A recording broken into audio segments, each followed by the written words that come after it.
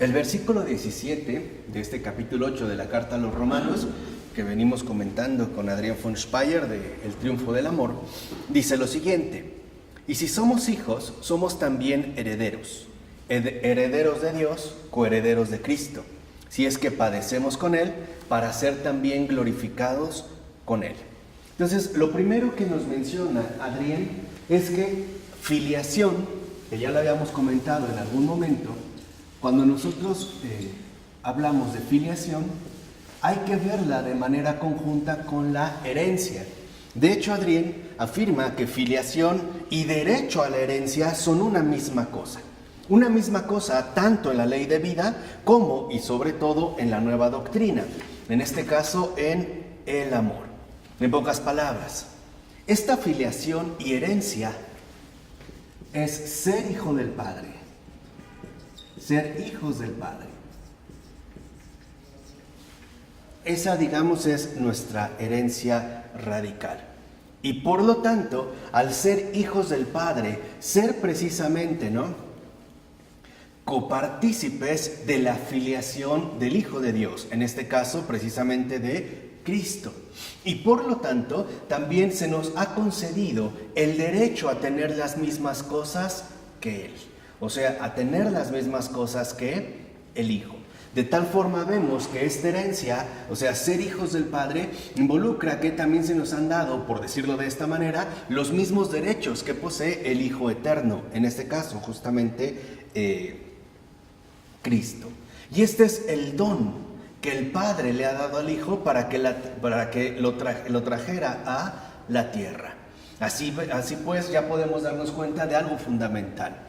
La redención no solo contempla el perdón de los pecados, este es un trámite necesario de realizar, pero en realidad apunta a otra cosa mucho mayor, es decir, en este caso apunta justamente hacia la filiación, de tal manera que nosotros podemos seguir el itinerario que el Hijo ha realizado y que en efecto corresponde con la adquisición de esta filiación.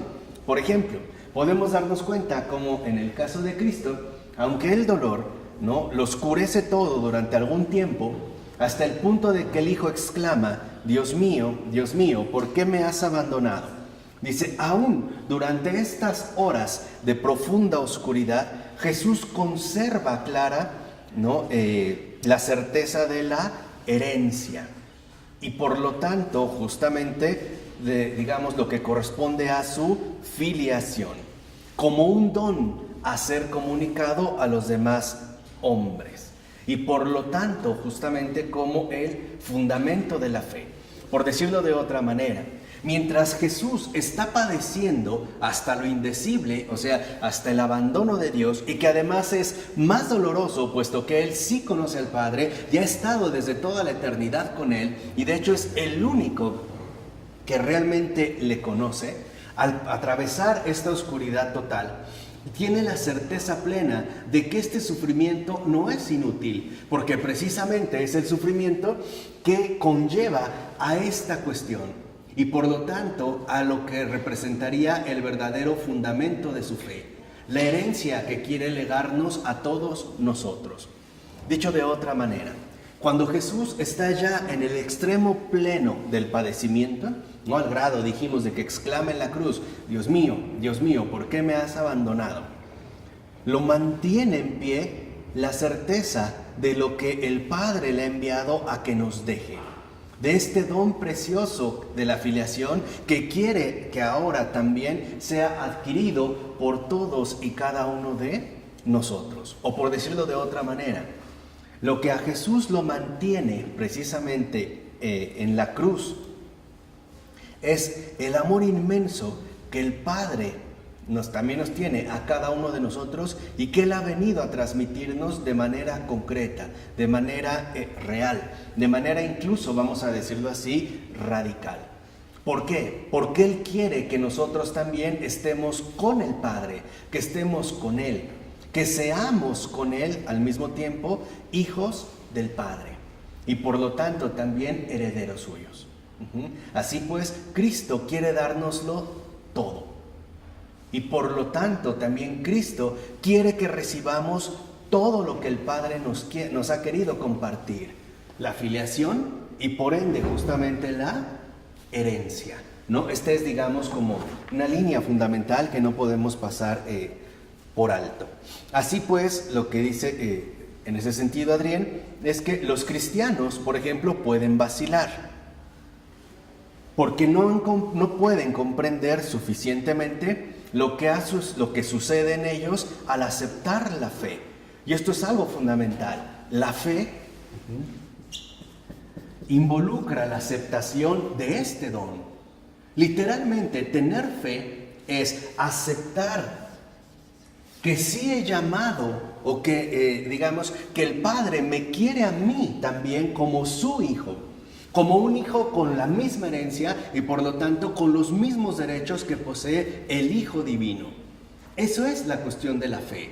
La fe no se reduce pues a una especie de certeza psicológica o interior para tratar de salir adelante en las adversidades de la vida. Esto no es el núcleo fundamental de la fe. Eso es fantástico. Sí, claro. No. El núcleo fundamental de la fe es aceptar el don inmenso que el Padre me quiere transmitir, y es el aceptar ser su hijo. Ese es el núcleo fundamental, el núcleo más radical de la fe. Por eso una persona que tiene fe es una persona que tiene la certeza clara de que no está solo, de que el Padre Eterno vela por él, por lo suyo y por los suyos, por todo lo que le acontece.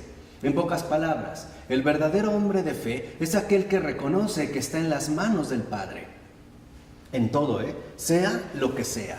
Este es, digamos, como el núcleo, vuelvo a repetir, más radical de la fe. Por eso es que San Pablo se empeña en que el creyente logre ver su verdadera relación con Dios, que se dé cuenta el creyente lo que implica, en este caso, la cuestión de la fe. Y que no lo veamos como una cuestión netamente abstracta, sino de una manera concreta, en pocas palabras, de una manera encarnada. Y por tanto, no perder de vista la herencia que se nos ha ofrecido. En pocas palabras, la herencia que se nos ofrece es la vida eterna. Y esta vida eterna no como una mera sucesión temporal, no como algo indefinido, no, sino como una nueva cualidad de la existencia. Y aquí es donde entra lo fundamental. La fe, que dijimos en su núcleo, consiste en la aceptación de la filiación que el Padre me ofrece, es justo lo que me va a conducir a la vida eterna. Y la vida eterna no es una cuestión cronológica, o sea, como una especie de realidad sin tiempo. No, tiene que ver con una situación metafísica, es decir, la vida eterna como una cualidad totalmente nueva de nuestro propio modo de existencia. Y esto es lo fundamental. La vida eterna aparece como un fundamental modo de existencia totalmente nuevo. ¿Por qué? Porque este nuevo modo de existencia hacia el que nos conduce la vida eterna consiste precisamente en participar de la plenitud del Dios uno y trino. Esa es la herencia, esa es la filiación. Este modo de existencia, o sea, la vida eterna, apunta a participar de la plenitud trinitaria. O sea, en pocas palabras, la vida de Dios mismo. ¿Apunta a participar bien, Marco? A participar en la plenitud trinitaria, es decir, a la vida de Dios mismo. Esa es la herencia. Entonces lo que vemos es que va más allá de lo que a veces solemos suponer. Pensar que ya no va a haber sufrimiento, ya no va a haber muerte, pero esto significa que entonces Dios, como también San Pablo lo dijo en otra ocasión, es porque Dios lo será todo en todos. Y esto es algo fundamental. Hoy también, como lo dice Ratzinger en alguna parte, tenemos como una incomprensión fundamental con respecto a la vida eterna. ¿Por qué? Porque ya no tenemos la capacidad de imaginar esta vida. Lo vemos solamente en cuestión cronológica, como algo que no tuviera ni principio ni fin, pero en realidad apunta hacia algo muchísimo más fundamental, a un nuevo modo de existencia que participa de manera real, de manera plena, en justamente la vida misma del Dios trinitario. Entonces, ¿qué quiere el Padre para nosotros? Que vivamos como Él vive, que vivamos justamente como Él es. Es esta vida la que quiere transmitirnos, compartirnos, heredarnos a cada uno de nosotros. Y esta es la complacencia del Padre, esa es la complacencia del Hijo y esa es también la complacencia del Espíritu Santo. Por ello, es que se nos invita a darnos cuenta de que la herencia, la heredad, es la eternidad del Padre, que es dueño de todas las cosas, y también la coeternidad de el Hijo. En pocas palabras, ¿qué es lo que Dios quiere darnos? Todo. Todo. Quiere que compartamos con Él absolutamente todo. Quiere que seamos bienaventurados, como Él es bienaventurado. Y en este sentido, justamente, nosotros, por ejemplo, podemos conocer la regulación jurídica de la herencia a través de nuestra vida cotidiana. Por ejemplo, dice, ¿qué sucede cuando una persona sabe que va a recibir una herencia? Primero, confía en recibirla. Y segundo, también la espera, ¿no? Hay, digamos, una expectativa. Hay un deseo de recibir aquello que se nos ha prometido. Por ejemplo, no sé, si a lo mejor nuestros padres nos dicen, mira, cuando me muera esta casa será para ti. Hay como una herencia anunciada. Entonces nosotros deseamos que esta herencia se cumpla, ¿no? Llegado el momento. Y también la esperamos. De tal forma entonces que nosotros podemos darnos cuenta cómo en tanto creyentes, en ese sentido, también podemos esperar lo que ya se nos ha dado. Precisamente el Hijo ha venido a la tierra a cumplir la voluntad del Padre. Y en este sentido, la voluntad del Padre es la siguiente: que todo ser humano reciba y acepte la herencia que Él quiere para cada uno de nosotros. Ese es justamente, ¿no?, el contenido de la fe en cuanto a esta herencia. Y por lo tanto, aquí interviene otro factor fundamental. El tener fe no solo involucra que, claro, acepto la herencia que me es dada. Y por lo tanto, dijimos, comienzo por aceptar la filiación, ¿no? El reconocer realmente lo que el Padre espera de mí, que acepte su herencia, sino también se asume una responsabilidad. Y eso es a veces también en lo que nos falla. Esta fe no está exenta de responsabilidad. ¿Por qué? Porque el creyente, el que realmente tiene fe, acepta la responsabilidad no solo de asumir la voluntad del Padre, es decir, el Espíritu del Padre, sino que también tiene la responsabilidad de mantenerlo y de transmitirlo a los demás. En pocas palabras, es despertar en nosotros el deseo del Espíritu Santo de que todos participemos de la misma herencia, de que todos realmente podamos gozar de la filiación que el Padre nos ha ofrecido. Es colaborar en ese sentido, podemos decir, con el Espíritu Santo. Esa es nuestra responsabilidad. O sea, la responsabilidad creyente es que los demás también disfruten de lo que nosotros poseemos. En pocas palabras, que todos seamos hijos de Dios. En este sentido de aceptación, en este sentido de fe, no solo por condición criatural. Por condición criatural, todos somos hijos de Dios, incluso hasta las realidades no humanas. Piensen, por ejemplo, en un San Francisco de Asís, en estos himnos que hace, por ejemplo, al hermano Sol, a la hermana Luna, incluso a la muerte. Está hablando desde el sentido criatural. En ese sentido también somos hermanos, porque venimos de un mismo creador. ¿Sí se entiende? Hay una relación criatural, pero aquí va más allá, de tal manera que ahora no solo seamos hijos por haber sido creados, sino ante todo por haber sido redimidos, es decir, en base a la filiación. Así pues, la fe es también una responsabilidad, mantenerse en el Espíritu y transmitirlo a los demás. Esa es la carga de la heredad. Estamos llamados, en pocas palabras, a recibir esta herencia y transmitir o llamar a los demás a que también reciban lo que se les quiere dar. Que también a ellos, hasta ellos llegue la herencia. Por eso siempre se trata de una relación de continuidad. No sé si esto queda claro. En términos tradicionales, por eso se habló de sucesión apostólica. Por eso Jesús le da el encargo a los apóstoles. Los apóstoles tendrán discípulos, ¿no? Los apóstoles consagrarán obispos, sacerdotes, hasta llegar a nosotros. De tal manera que en esta continuidad de permanencia se trata de que también nosotros seamos portadores y transmisores de esta herencia, de esta carga de la herencia, que todos justamente la reciban. Dice, y para realizar este camino, es decir, para poder llevar a cabo el Espíritu del Padre, hay un camino, y es el camino del Hijo. ¿Cuál es el camino del Hijo? Si juntamente padecemos. Lo que había dicho en este sentido Pablo. Lo obvio es entonces estar a disposición. Ponerse realmente a disposición.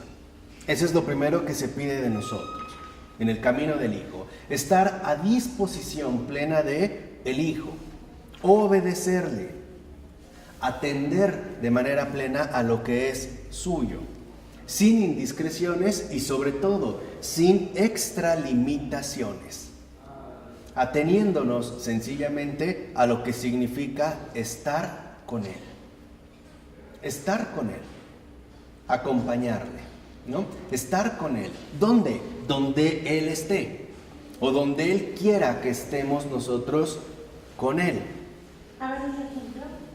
Sí, o sea, vamos a suponer que el Señor quiere que esté con Él ahí en una situación familiar complicada, o en la pérdida de algún familiar, o en un fracaso laboral. Ahí. Esto es el no, digamos, basarse en extralimitaciones, o sea, participar en pocas palabras de todo lo que es del Hijo, incluso en sus penas. ¿Por qué? Porque esto es lo que nos conduce más allá, en este caso a ser glorificados con Él. Eso es tomar entonces un mismo camino. ¿A dónde fue conducido el Hijo de Dios? Es decir, Jesús aquí en la tierra. ¿Cuáles fueron los caminos por los que el Señor los condujo? Muy variados. Y sabemos que finalmente este camino tiene como su expresión más radical en la cruz, ¿no? En estos padecimientos, digamos, que afronta. De tal manera que entonces, en este sentido, se nos invita al seguimiento, acompañarlo, ir con Él, recorrer junto con Él el camino, ir en camino, ¿no? Lo que dijimos, estar con Él. Como este niño pequeño, quizá de brazos, que no cuestiona a su padre a dónde lo lleva. Simple y sencillamente se mantiene precisamente a su lado. Y aquí es cuando aparece otra dimensión fundamental que no podemos pasar por alto. ¿Qué tanto nosotros estamos realmente dispuestos a estar con Él? Esté donde esté. ¿Qué tanto nosotros tenemos disponibilidad para el Señor? ¿Qué tanto estamos dispuestos a dejarnos conducir por Él? A donde Él quiera, a donde Él me lleve. ¿Realmente tengo esta disponibilidad o no? Este es, digamos, como uno de los grandes cuestionamientos que como creyentes tenemos que hacernos. Pues esto también forma parte de la dimensión fundamental de la fe, el seguimiento. Nosotros ya lo vimos desde los evangelios y eso es algo bien común. Recuerdan en un momento donde Jesús marcha, ¿no?, con los apóstoles y otros discípulos y empieza a hablar de sí mismo, de su carne y de su sangre, y la mayoría lo deja. Dice, ¿no? ¿Quién soporta, no, este modo de hablar? ¿Quién lo aguanta? Y se van. Y Jesús voltea con sus propios apóstoles y les dice, ¿ustedes también piensan dejarme? Es decir, aquí el Señor insiste en la cuestión de la disponibilidad, el dejarnos precisamente guiar por Él. ¿Por qué? Porque en la fe nosotros dijimos, aparece el hecho de ser hijos del Padre y por lo tanto ser conducidos por el Padre, aunque humanamente nos resulte incluso molesto o desagradable, incómodo o, por qué no decirlo de una vez, aterrador. Aquí surge pues un rasgo fundamental, el hombre en obediencia. Este es, digamos, parte también fundamental que se nos ha dado con la filiación. El ser hijos del Padre involucra el hombre en obediencia.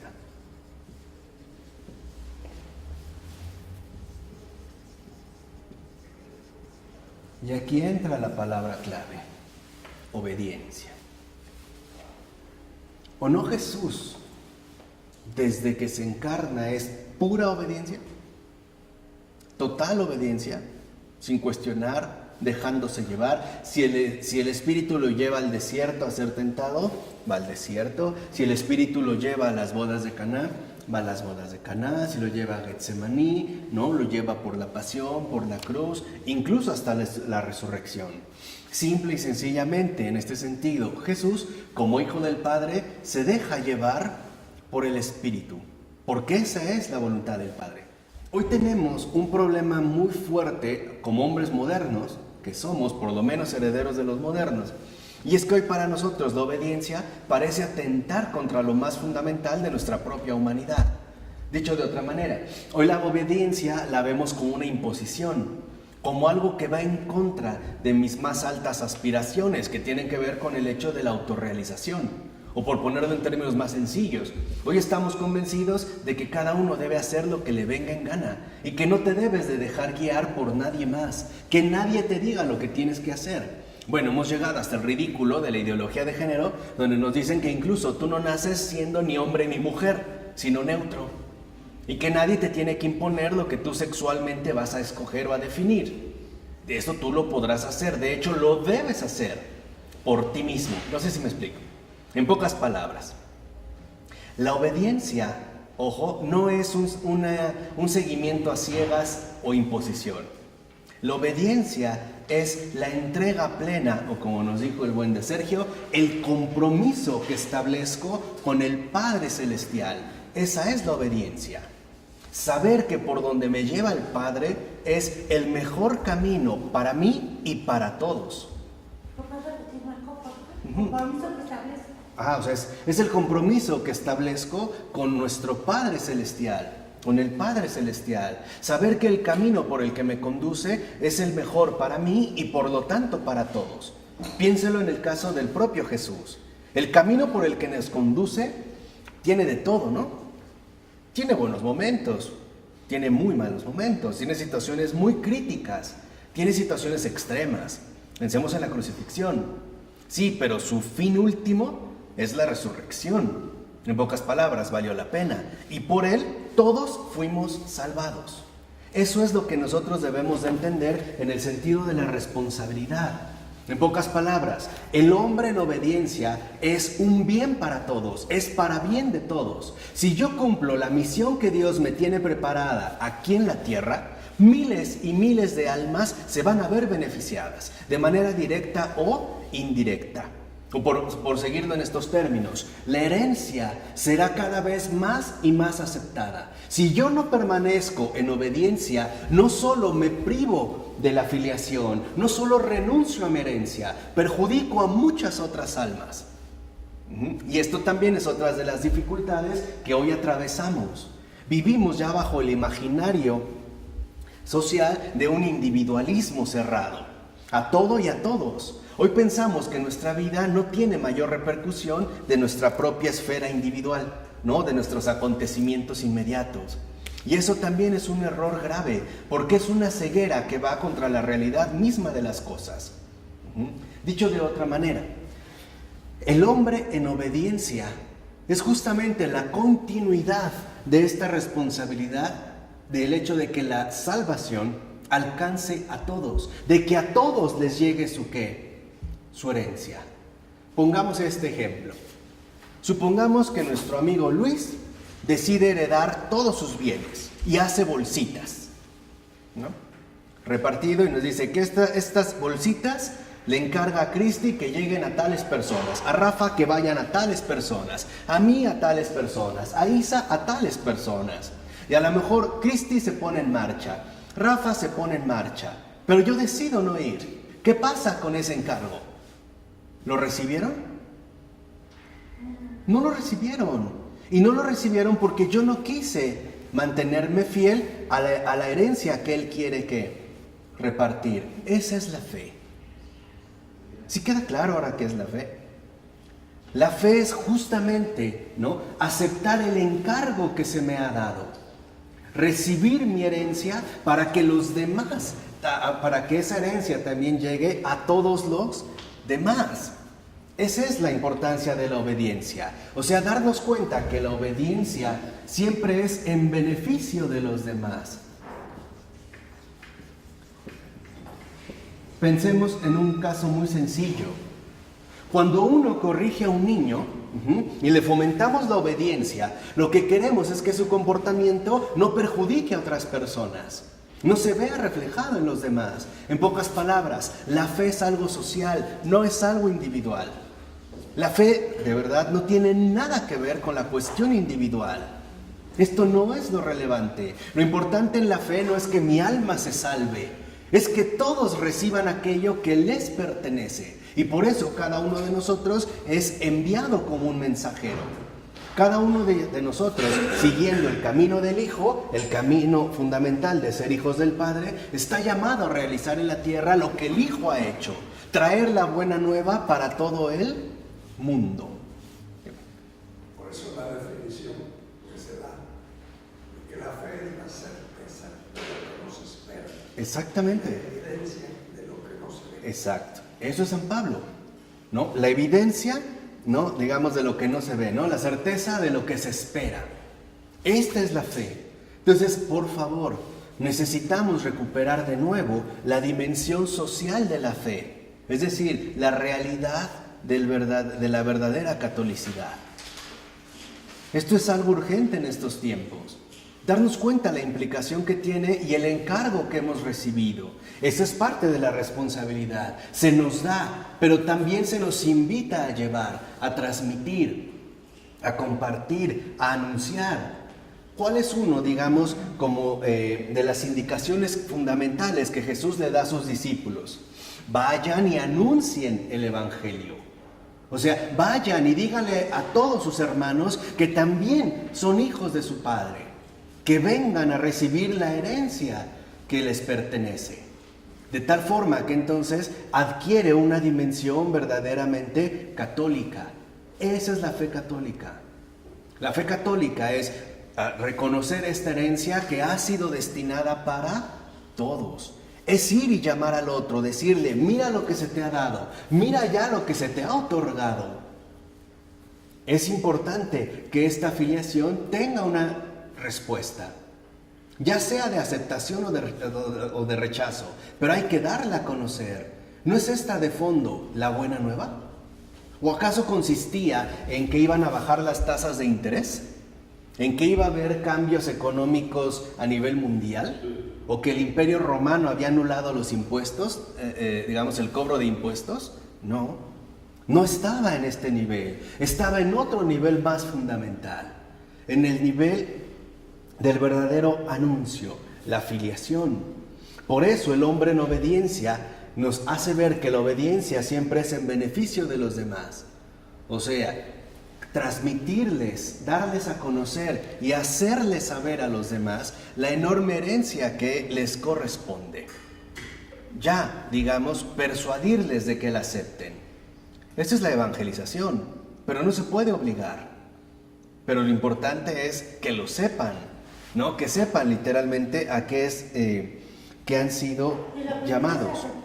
Y esta disponibilidad, dijimos, el hombre en obediencia en beneficio de los demás, tiene que ver con un seguimiento total, con un dejarse llevar en el camino del Señor. Por eso dice Adrián, y así como el Señor sufrió hasta el último momento, y no dejó en el cáliz ninguna gota, también nosotros, aunque en un grado infinitamente menor, tenemos capacidad de sufrir toda nuestra vida. Al menos en capacidad. ¿Por qué? Lo dice de manera muy clara Adrián. Primero, porque no es justo aceptar solamente las alegrías de la vida y desechar todo lo demás. No es justo. La justicia es aceptarlo todo lo que se me ha dado. Por ejemplo, es como si yo, al estar con otra persona o casarme con otra persona, pusiera condicionamientos. Dijera, acepto de ti tu bello cuerpo, pero no acepto que ronques. Entonces estoy partiendo, en pocas palabras, estoy siendo convenenciero, estoy siendo voluble, estoy tratando de aceptar lo único que me agrada. Y esto no es el compromiso. En un compromiso de aceptación, uno literalmente está dispuesto a aceptarlo todo. Esto es lo justo. O sea, en este caso, digamos, lo justo es aceptar todo lo que se me ofrece, no solo una parte, sino en esta apertura, ¿no?, de aceptación, en obediencia, es aceptación de todo. Dijimos, en beneficio de los demás. No solo voy a decir, esto sí, esto no. Dice, ¿por qué? Porque no podemos desechar los verdaderos sufrimientos corporales o espirituales. Y fíjense, aquí es donde entra algo importante. ¿Por qué? ¿Por el mero hecho de sufrir por sufrir? No. Sino porque el sufrimiento supone el ascenso a la participación. Por eso, seguir al Señor es participar con Él. Es estar dispuesto, lo que dijimos, a estar con Él. Dicho de otra manera, puedo estar con Él en las bodas de Caná. ¡Qué bien! Muchísimo vino, baile, sí, pero también estoy dispuesto a estar con Él en Getsemaní. ¿Estoy dispuesto a estar con Él en el Calvario? ¿Estoy dispuesto a estar con Él en este abandono de Dios, incluso en el sepulcro del Sábado Santo, ¿no?, en este silencio misterioso del Sábado Santo? ¿O solamente quiero estar con Él en la repartición de los panes y los peces después del Sermón de la Montaña? ¿Dónde quiero estar? ¿Hasta dónde estoy dispuesto literalmente de participar? Entonces, la obediencia adquiere así el verdadero rasgo de la participación. Dijimos, seguir al Señor en el simple gesto de estar ahí. Y ojo, y por principio, dice Adrián, la participación en los sufrimientos del Señor no tiene ninguna medida. Nadie puede decir, dice Adrián, nadie puede decir, siendo honestos, hasta aquí es justo, más ya es demasiado, menos es insuficiente. Y esto tiene una correspondencia fundamental. Pregunta, ¿lo que se nos ha dado, el don de la filiación, no es algo desmedido? No literalmente es algo desmedido lo que se nos ofrece, el modo de existencia o plenitud trinitaria, que no es más que la vida de Dios mismo. ¿No es algo realmente desmedido? Yo creo que sí. O sea, ninguno de nosotros podría afirmar, siendo totalmente honesto, que Él merecería algo más o mayor todavía, porque en primera no lo hay. Segunda, porque sería una vil mentira. De tal manera que dentro de esta filiación, en efecto, darnos cuenta de lo desmedido que es aquello que se nos ha ofrecido. Ser como Dios mismo. Es algo desmedido para nosotros. De tal manera que en obediencia, en esta participación, tampoco puede haber condicionamientos. Y ese es también el compromiso. Cuando yo me comprometo con algo o con alguien, es porque las limitaciones ya no son fundamentales. A ver, ¿por qué en el matrimonio se dice hasta que la muerte los separe? En este sentido, ¿es un compromiso o no? Sí, y es un compromiso muy duro, ¿eh? A veces no lo meditamos bien, pero en realidad cuando se nos dice hasta que la muerte los separe, ¿qué se está diciendo? Es un buen deseo. Es un buen deseo. ¿Qué más? Hasta que la muerte los separe. ¿Qué más? Es una responsabilidad. Es una permanencia. Es una participación mutua en un camino que no podemos nosotros finalmente limitar de antemano. Es esto. También un matrimonio es algo desmedido. Se nos está invitando a algo desmedido. Permanecer con esta persona más allá de las propias limitaciones, incluso las ajenas. Por ejemplo, yo no puedo decir, ok, yo voy a estar con esta persona, me voy a casar, pero al tercer enfado me voy. Enfado o enojo. Después de la cuarta discusión, renuncio. Pues no. Sí, o sea, aquí es cuando entendemos algo fundamental. La participación es entrega plena, es acompañamiento. Por eso, si lo ven, el propio Señor va acompañando, o mejor dicho, les va enseñando a sus apóstoles a acompañarle. A ver, pensemos algo tan fundamental. En Getsemaní, de los 11 que quedan, 3 son los que están más cerca de Jesús durante la oración en el huerto. ¿Quiénes son? Pedro, Santiago y Juan, los 3. Pero antes, ¿no son los mismos 3 que estuvieron en la transfiguración? Por eso pueden estar en Getsemaní. Pedro no dijo, no, yo me quedo en la transfiguración, esto está horrible. No, es estar con Él en donde Él esté y bajo la manera en la que esté. Por eso los otros 8 no están en ese punto, no estuvieron en la transfiguración.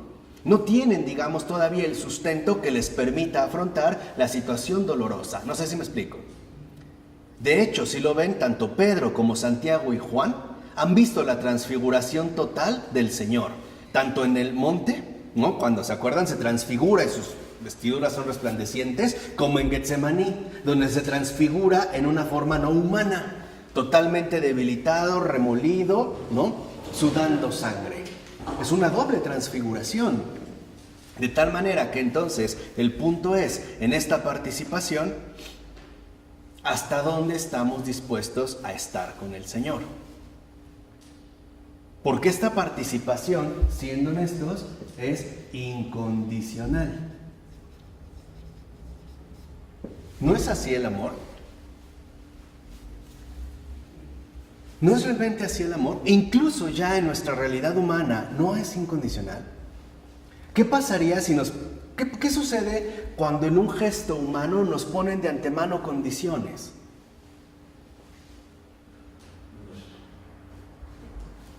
¿Tiene sentido? Te limita, se acaba la espontaneidad, de entrega, o sea, no es algo realmente ni firme, ni honesto, ni sincero. A ver, les voy a poner un ejemplo muy sencillo. ¿Qué pasaría si nos invitan a comer y nos invita a comer, pero que tu menú no supere los 60 pesos? ¿Qué diríamos de entrada? Te invito a mi casa, pero no te comas más de 2 tacos. Claro, entonces no tiene un sentido, ¿no? En cambio, cuando es incondicional esta participación, quiere decir que sí estamos dispuestos a estar con el Señor, esté donde esté. Eso es lo que es, hasta que la muerte los separe. Lo que está diciendo es una permanencia incondicional. Eso es estar dispuesto a participar en obediencia dentro de este sacramento que hemos confirmado. O sea, en pocas palabras, no es cualquier cosa, ¿no? Por eso San Pablo está convencido de que sean los sufrimientos o padecimientos que tengamos, ¿no? Estos padecimientos del tiempo presente no se pueden comparar con la gloria que ha de manifestarse en nosotros. Porque les decía, en ese sentido, también es como muy desmedido. Aquí apunta lo fundamental de la esperanza cristiana, lo que ha de venir. Lo de aquí no es nada, también lo decía el apóstol Pedro, ¿no? En su carta. Los sufrimientos de aquí en realidad son poca cosa. Con respecto a la dicha inmensa que se nos ha ofrecido, por así decirlo, la herencia. Pusimos hace un momento un paralelismo, incluso en términos humanos, cuando se nos ofrece una herencia nos estimula, aunque nos obliga a esperar, a lo mejor a padecer, a suponer que esto sea postergado, pero ya tenemos, digamos, hecha una promesa. Lo importante es, ¿y qué tanto nosotros realmente nos consagramos a la permanencia para el cumplimiento de esta promesa? O sea, en pocas palabras, ¿nosotros estamos con el Señor porque le amamos o porque nos conviene? Este es el punto importante. Hay mucha gente que dice amar a Dios porque en realidad lo hace porque busca obtener algo, lo hace por una conveniencia. Tener trabajo, recuperar la salud, unir a su familia, lo que quieran. Pero no lo hace por el Señor mismo. En pocas palabras, lo hace por obtener algo a cambio. Esto pasa de manera muy frecuente en los ámbitos humanos, ¿no? ¿Cuántos no se dicen amigos, pero en realidad es por conveniencia, por tener influencia, un conocido, etcétera, etcétera? No lo hacen realmente porque haya un verdadero desinterés, como el vínculo fuerte entre personas. ¿Qué hacemos con el Señor? ¿Estamos con Él realmente porque le amamos o porque nos conviene? Incluso hay muchos que pueden decir que quieren al Señor o siguen al Señor para evitar el infierno, pero aunque sea en sentido negativo, lo siguen haciendo por una conveniencia, por estar ahí donde se sienten cómodos o a gusto, o simple y sencillamente no les conviene. Por eso es importante que entendamos esta manifestación. En esta manifestación plena debemos estar allí. Debemos estar allí donde el Señor nos quiera colocar, donde sea, en donde Él decida, en donde Él quiera. Permanecer con Él, dijimos, el simple hecho de estar con Él. Ya sea en Getsemaní, ¿no? Digamos en vísperas de la pasión, o en la transfiguración, o en la resurrección, o en Pentecostés. Estar con Él. Y aquí es cuando nosotros vemos, pues, cómo esta responsabilidad tiene una dimensión realmente inmensa. Porque esta cuestión incondicional es lo que me permite a mí realizar, en pocas palabras, la voluntad del Padre. Y por lo tanto aceptar su filiación.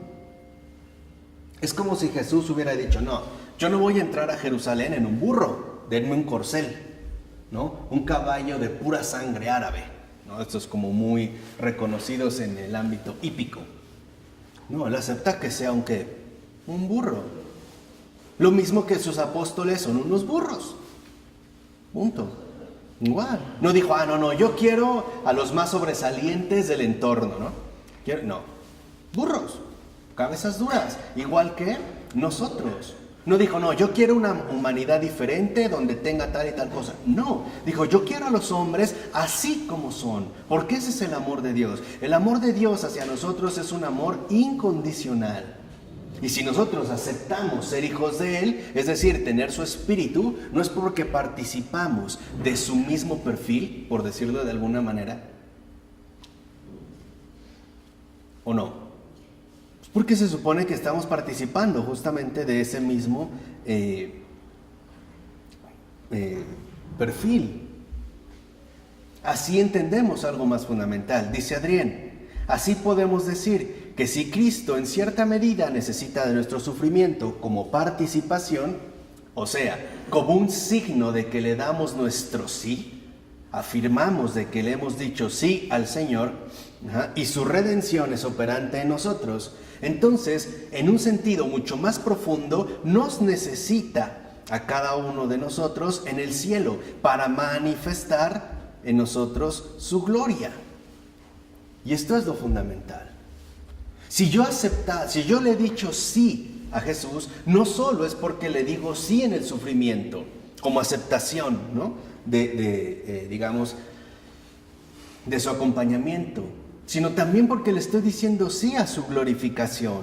Y en nosotros, en efecto, es el ser verdaderamente hijos de Dios. Y esto es lo más importante.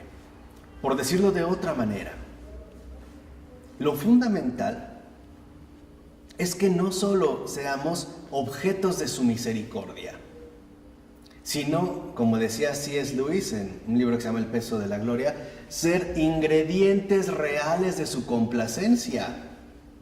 En pocas palabras, que no solamente le demos lástima, sino gozo. Y esto es algo importante que incluso pasa en la relación entre padres e hijos, ¿o no? No solo queremos que los hijos nos den lástima y lo apoyemos, también que nos sintamos contentos por el hijo mismo. De otra manera, entonces, el amor que realmente estamos experimentando no está completo. No solo estamos llamados a sentir lástima de los hijos, estamos llamados a sentirnos verdaderamente satisfechos con ellos, por lo que son.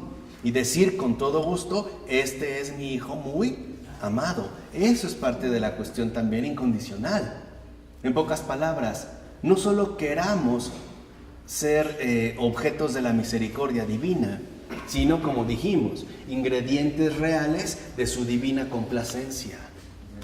O sea, no solo que nos presentemos ante el Señor como pecadores necesitados, sino como hijos redimidos.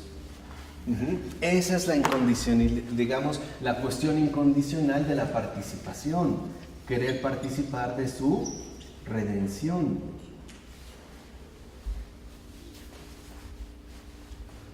No solo quiero manifestarme o presentarme, mejor dicho, ante Él como un pecador, lo soy, eso es cierto, pero también acepto participar de la redención que Él me ofrece, de tal manera que entonces también se sienta contento con cada uno de nosotros. De hecho, en el sacramento bautismal, que es la raíz de todo lo demás, lo que hacemos es eso. Lo que hacemos en el bautismo no solo es lavar o quitar el pecado original, eso es poca cosa. Eso, claro, es un medio, pero es un medio para algo mayor. Lo que hacemos en el bautismo es aceptar que una vez que se nos ha quitado ese obstáculo, ese pequeño gran obstáculo, lo digo con toda su ambivalencia del pecado original, es porque estamos dispuestos a complacer a nuestro Padre en el cielo. De tal manera que ya aquí en la tierra resplandezca la obra viva de su propia ¿qué? Redención. Cada uno de nosotros está llamado a hacer saltar de gozo el corazón del Padre, del Hijo y del Espíritu Santo. Estamos llamados a fomentar la sonrisa de Jesús, del buen Redentor, causarle también gozo, satisfacción, corresponder precisamente, ¿no?, a su entrega total y por lo tanto ser verdaderamente partícipes de su completa herencia. Dicho de otra manera, no solo hay que dar lástima a Dios, hay que tomarle en serio la palabra, recibiendo toda su filiación, su herencia en la vida de fe, para que también se sienta contentos de nosotros porque lo hemos aceptado en nuestra vida. No solo hay que ser pordioseros ante Él, también hay que comportarnos con la dignidad que Él nos ha querido compartir. Y eso también lo vemos en Jesús, ¿o no? La manera en la que vive aquí en la tierra. No solo está diciéndole al Padre, de ser posible, aparta de mí este cáliz. También está diciendo, el Padre y yo somos uno, ¿no? Para que esto lo he hecho cuando resucita Lázaro, ¿se acuerdan? Para que entiendan, reconozcan, ¿no?, que eres tú el que me ha enviado, que vengo de ti, etc. Lo mismo nosotros. De tal forma que entonces, dentro de esta obediencia y esta redención, lo fundamental, dijimos, es el resplandecer como lo que verdaderamente somos. Y esta es la experiencia fundamental que estamos llamados a adquirir, porque en esta experiencia es la más católicamente universal. En pocas palabras, ya finalmente en esta redención, cada uno experimentará en Dios y también incluso en el prójimo y en sí mismo la gloria de Dios. La disfrutará y además la comunicará y se descubrirá el sentido último de esta gracia, recibir para dar. ¿No les ha pasado que ustedes se alegran cuando alguien querido, cercano, se alegra? ¿Qué hacemos en una celebración, en una fiesta? ¿Qué queremos? Que el otro esté contento, ¿no? Y lo que queremos justamente es dar. Y es esa alegría la que a la vez volvemos a ¿qué? A recibir.